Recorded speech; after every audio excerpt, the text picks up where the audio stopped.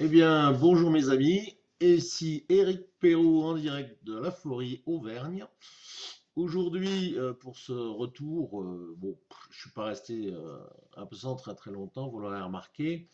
Aujourd'hui, je vais vous proposer une présentation sur ce que l'on appelle la mémoire de l'eau. Qu'est-ce que la mémoire de l'eau? Qu'est-ce que l'eau finalement? Cette eau qui nous entoure et dont nous sommes constitués. Voilà, je vous souhaite une bonne vidéo. Bien, alors pour commencer cette petite vidéo qui risque d'être longue parce que j'arrive quand même avec pas mal d'éléments, je voudrais vous raconter une histoire qui s'est passée en Asie du Sud-Est en 1956. C'est dans un laboratoire militaire secret consacré au développement d'armes de destruction massive. Il travaille depuis plusieurs années à la création d'une nouvelle arme bactériologique. Lors d'une réunion donc ultra secrète de ces chercheurs, lors de ces discussions, ceux-ci durent être conduits aux urgences, présentant tous les symptômes d'une forte intoxication alimentaire. Après enquête, rien ne fut trouvé, sauf que leur seul point commun était d'avoir bu la même eau. Après étude de cette eau, rien ne fut détecté. Aucun poison ou agent pathogène. Cette eau aurait-elle été infectée par l'ambiance négative régnant dans cette pièce par ces chercheurs de mort, parce que c'était des chercheurs de mort? La question se pose. Si je vous en parle, c'est que d'autres avant moi l'ont posée. Et par la suite de cette vidéo, nous allons essayer de comprendre ce qui a pu finalement se passer ce jour-là et s'ouvrir à, je pense, de nouvelles perspectives sur ce qui nous entoure, ce que nous sommes et ce que nous vivons au quotidien. À tout de suite. Bien, pour faire référence à ces premières recherches, ces premières constatations sur ce que l'on appelle aujourd'hui la mémoire de l'eau, il aurait fallu pour bien faire que je vous parle du professeur Marcel Violet et de Jean Pagot qui ont fait quelque part les premières constatations. En effet, ils avaient remarqué que les animaux de ferme, après un orage, n'allaient pas boire dans l'eau qu'on leur avait donnée, mais allaient boire dans l'eau qui venait de tomber du ciel et quelque part qui avait été chargée d'électricité statique par l'orage. Ça, je dirais, c'est vraiment les prémices, les toutes premières prémices de la recherche de ce qu'on n'appelait pas encore, évidemment, la mémoire de l'eau, mais les premiers chercheurs qui se sont dit, tiens, c'est bizarre, les animaux sont guidés par un instinct naturel, et pourquoi ces animaux vont boire plutôt là? Alors après, ces gens-là ont été malheureusement, tristement, et vous verrez qu'ils n'ont pas été les seuls au cours des années, même des années proches, à être éminemment moqués. Mais je vous citerai par exemple le professeur Konstantin Korotkov, russe, comme le dit pas son nom, qui est un professeur en chimie à l'université de Saint-Pétersbourg et qui a commencé à faire différentes expériences un petit peu inspirées de ça en se disant l'eau qui finalement est la plus grande partie de la constitution de notre planète, on ne sait rien sur elle. Hein. Quasiment on va dans l'espace, mais on ne sait pas exactement ce qu'est l'eau. On a l'impression que c'est H2O, mais est-ce que c'est uniquement H2O? Donc il a soumis de l'eau à diverses influences, diverses forces, telles des champs magnétiques ou électrostatiques, et à diverses substances, ou encore, ce qui m'intéresse moi beaucoup plus, à différentes émotions humaines. Et le résultat est que ce sont finalement les émotions humaines, positives ou négatives, qui ont été les plus importantes, qui ont eu le plus d'influence, je dirais, sur la modification des clusters de l'eau après étude. Il s'est rendu compte que sur des émotions positives, on avait une stabilisation de l'eau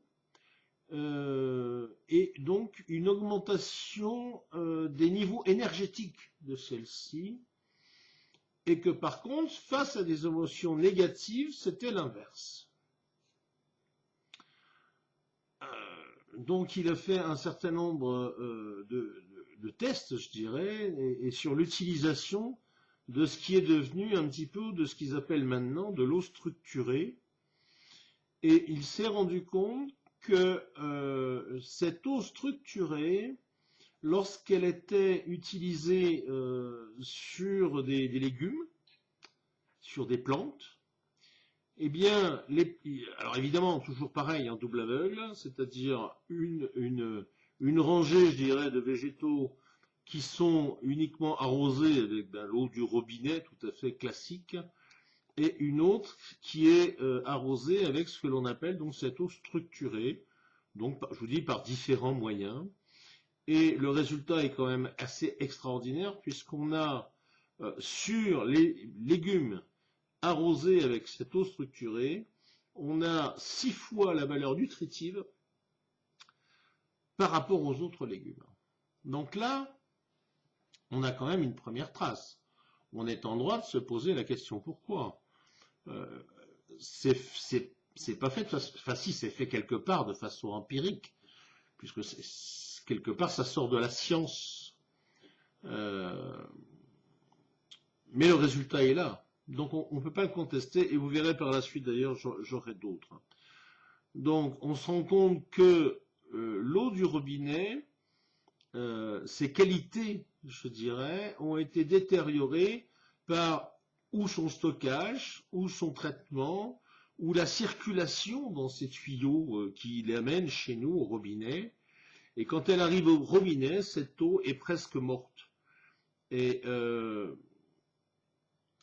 la même façon d'ailleurs, ce qui me fait réfléchir, parce que je fais chauffer mon café dans le micro-ondes, de la même façon que de l'eau qui est chauffée dans un micro-ondes et qui perd toute sa qualité structurelle et énergétique.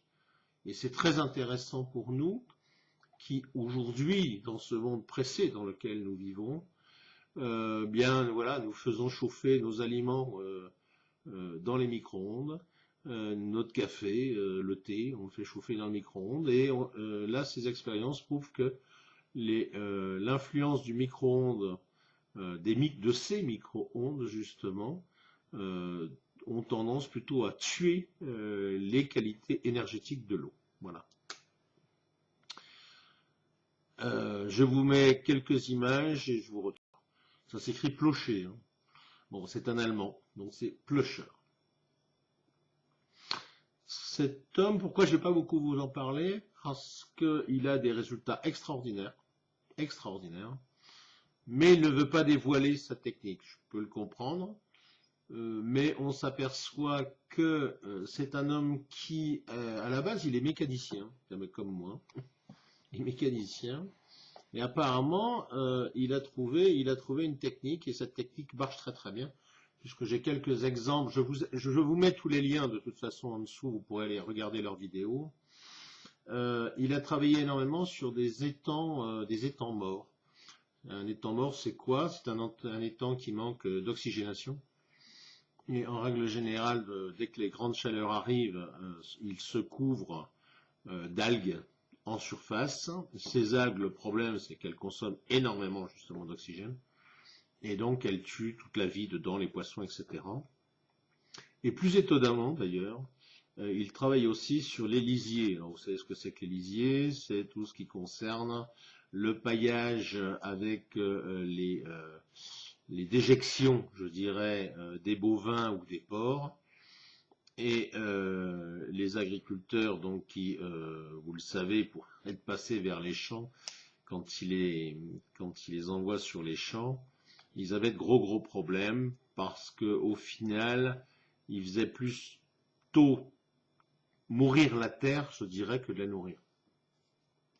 Et en plus, ils ont de gros problèmes parce que ces lisiers qui sont en règle générale stockés dans des cuves en béton, ils sont régulièrement obligés de les remuer parce qu'il y a des espèces de croûtes, c'est un peu dégueulasse, qui se forment au-dessus. Et cet homme-là arrive et il met des espèces de tubes comme ça, on ne sait pas trop ce qu'il y a dedans. J'ai vu un peu ce qu'il y a dedans, apparemment il y a une feuille d'aluminium qu'il a chargée, je pense, de façon électromagnétique. Et que ce soit dans les lacs ou dans les lisiers, il plonge ces espèces de tubes en profondeur et les résultats sont là. Donc c'est incontestable. Ces étangs qui étaient morts, tout verts, avec plus aucun poisson. D'ailleurs, il donne un exemple sur la vidéo que je vous donne, où l'étang, depuis, je crois, 1974, il n'y a plus un poisson. Et aujourd'hui, ils ont remis des truites, etc. Et uniquement par cette technique-là. Alors c'est vrai que ça étonne tellement les gens, si vous voulez, qu'il a un peu du mal à s'imposer. Il a même été condamné une fois... ce qu'il y a de fou d'ailleurs, c'est qu'il était en train de sauver un étang, il a été condamné quasiment pour pollution, cet homme-là. Enfin, comme quoi, franchement, on n'est pas sorti de l'auberge. Alors, je vous en parlerai pas plus, pourquoi? Parce que je vous dis, hein, il veut pas donner son système. Je peux le comprendre parce que, là, encore une fois, comme vous le verrez sur la vidéo que je vous donne, ben, ça y est, il s'exporte aux États-Unis, en Hollande, qui a un très, très, très gros problème avec, entre autres, ses lisiers. Et il s'exporte aussi en Hollande, etc. Donc on peut pas aller contre, on peut pas dire c'est pas vrai. Ça marche.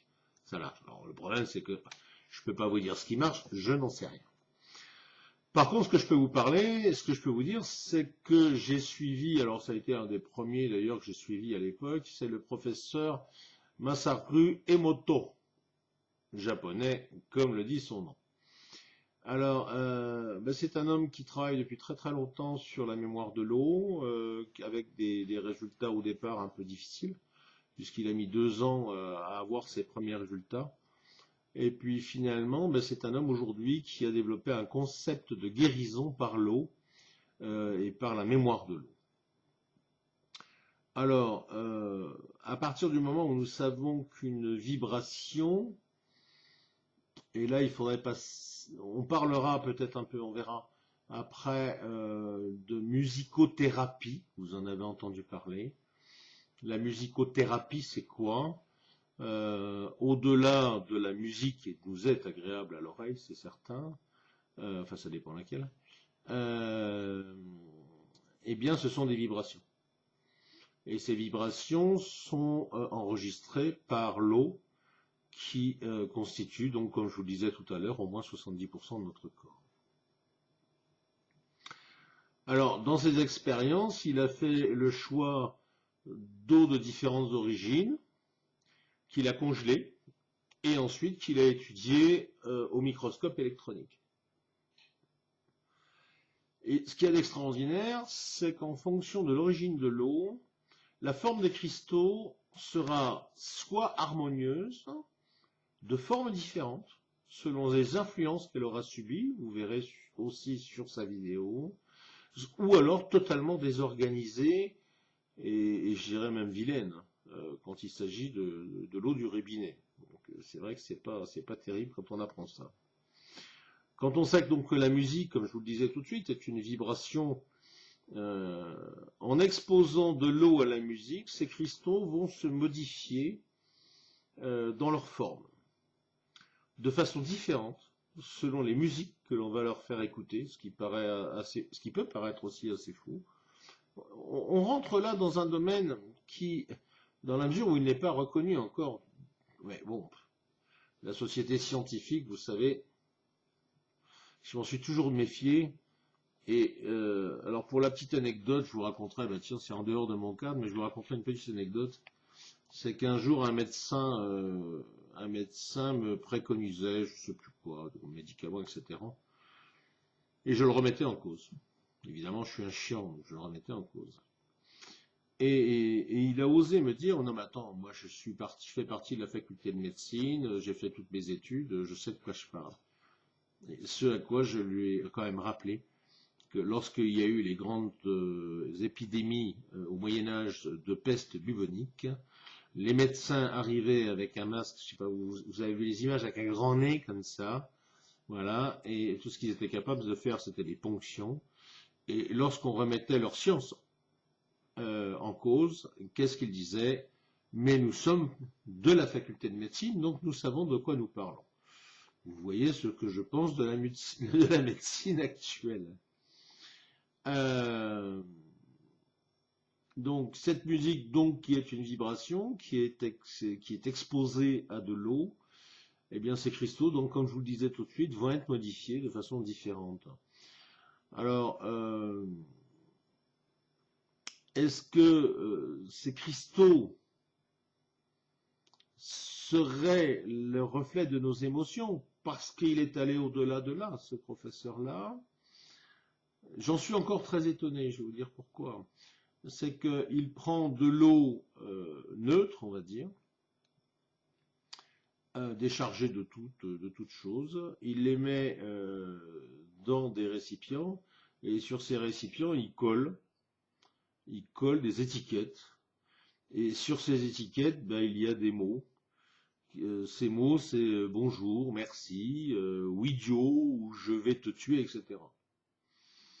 J'ai un peu plus de mal, je vous dirais, parce que autant lorsqu'il met un groupe de personnes autour de l'eau, que ces gens-là se tiennent par la main et qu'ils vont avoir des émotions positives en direction de cette eau, je peux comprendre que quelque part cette eau puisse être influencée.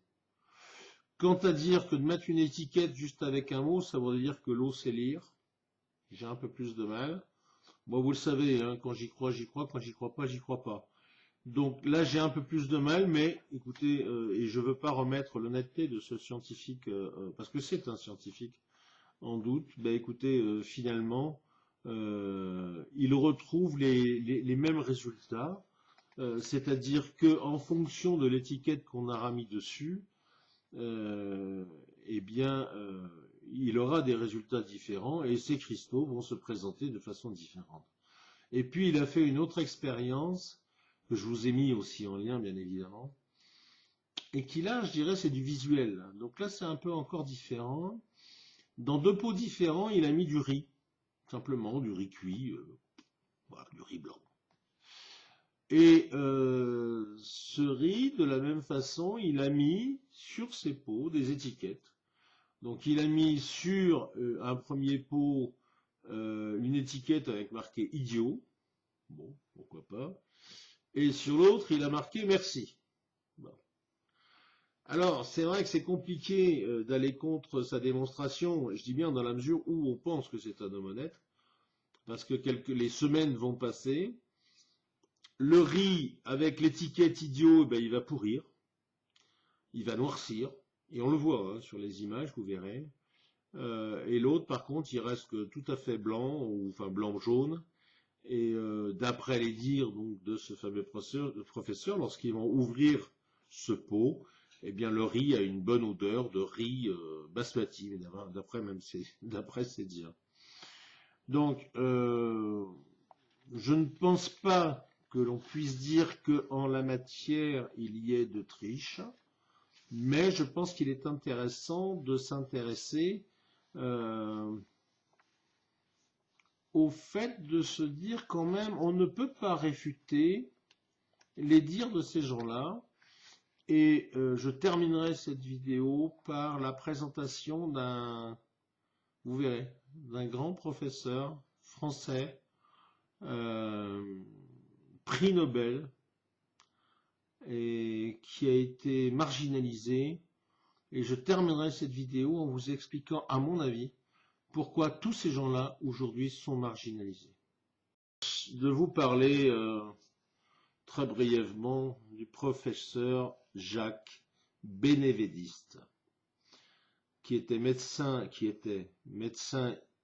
immunologiste et qui est décédé en 2004 et qui, face à toute cette espèce de société de médecins attachés, et vous verrez pourquoi je vous dis ça tout à l'heure, à ces laboratoires pharmaceutiques, etc., s'est battu et a fait les premières preuves,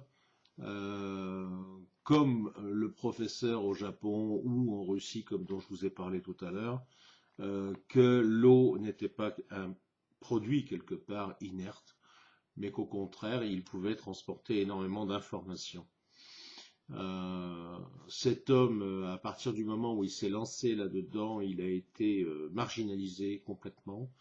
Les institutions dites scientifiques, ouais, j'ai envie de le dire, je vais le dire, de merde, l'ont écrasé sous le poids de la presse, sous le poids de ce fameux magazine Nature, là, qui s'imaginait être le premier organe de presse scientifique mondial, etc., qui l'ont piégé dans une expérience avec un protocole complètement hallucinant. Et ce pauvre homme en est mort. Il en est mort. Mais voilà, et ça j'ai trouvé ça extraordinaire, c'est qu'un autre professeur, difficilement contestable, est arrivé et a repris les études du professeur Benveniste. Et c'est le professeur Luc Montagnier, qui est quand même l'un de nos prix Nobel, le dernier prix Nobel de siècle de toute façon, pour ses recherches à l'époque, certains s'en souviendront peut-être, sur le sida. Et là encore une fois, hein, je vous mets le lien parce que c'est important. Et vous verrez ces expériences. Et là, c'est simplement extraordinaire. Alors, je vais essayer, je ne suis pas un scientifique, hein, je vais essayer de vous expliquer rapidement ce qu'il fait, cet homme-là. Il va prendre un échantillonnage de l'ADN de quelqu'un qui a le sida. C'est quelque part son premier métier, je dirais, ou ses premières réussites en tout état de cause. Et par un système de dilution dans de l'eau, qui est de l'eau pure, vous l'imaginez, par un système de dilution,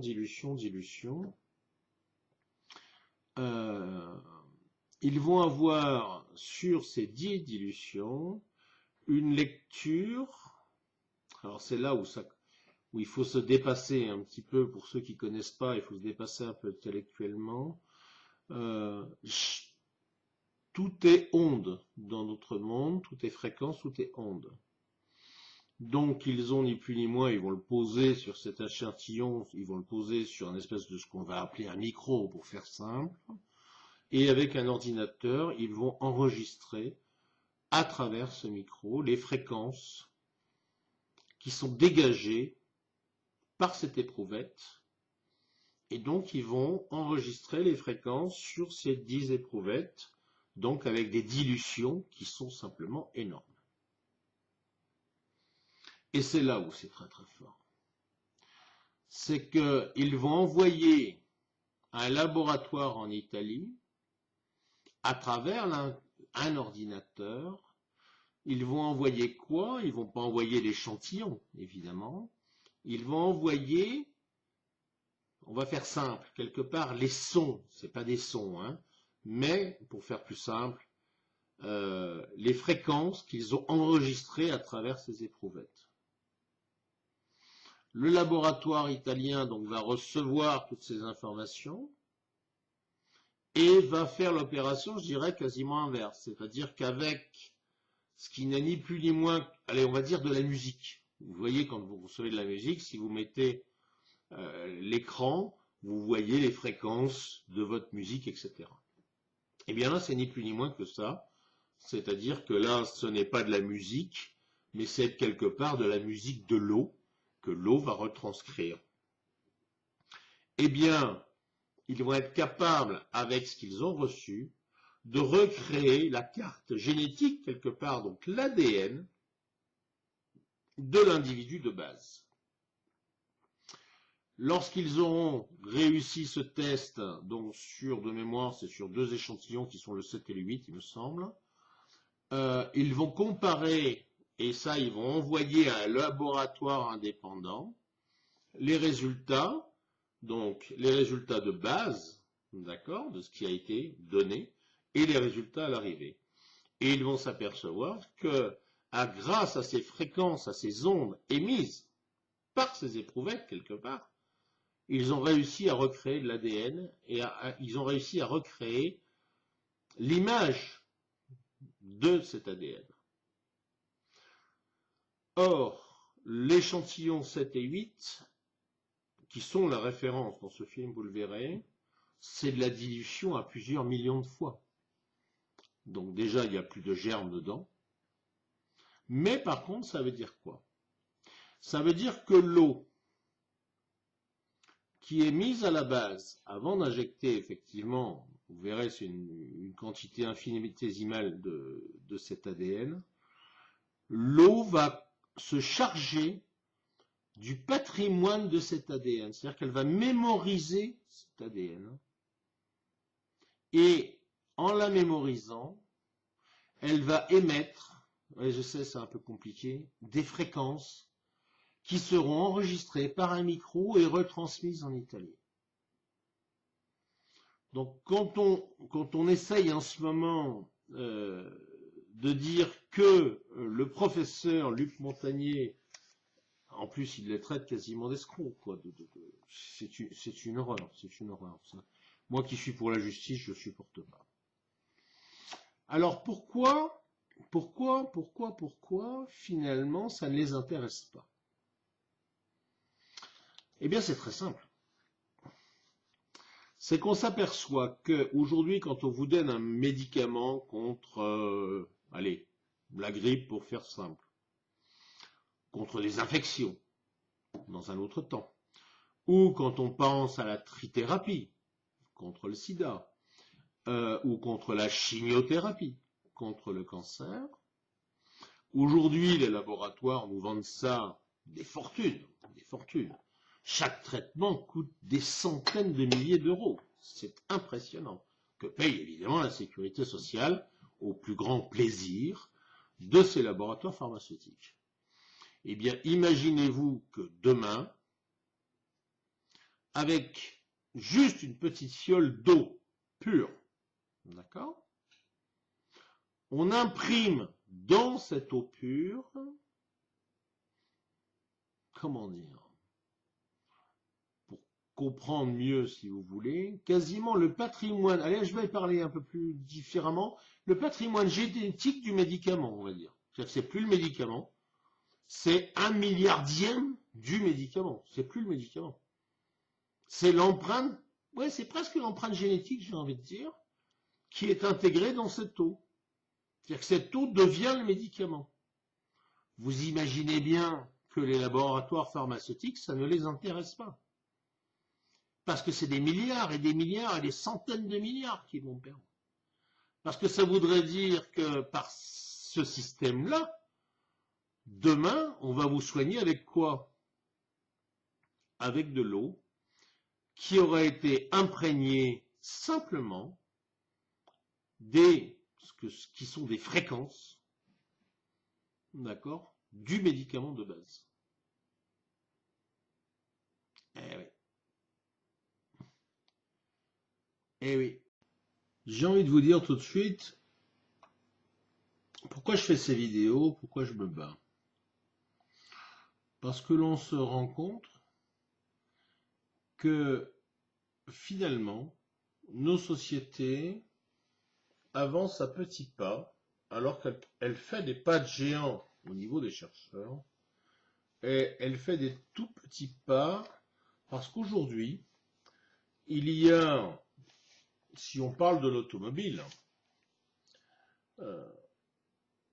certains ne le savent peut-être pas, mais il faut savoir que les Allemands, dans les années 40-45, avaient créé de l'essence synthétique, c'est-à-dire qu'ils ne partaient pas du pétrole, mais ils avaient su créer un carburant synthétique. Quelques années après, d'autres ont montré que des moteurs pouvaient tourner avec de l'eau. Ensuite, plein de recherches ont suivi avec le système Pantone, par exemple.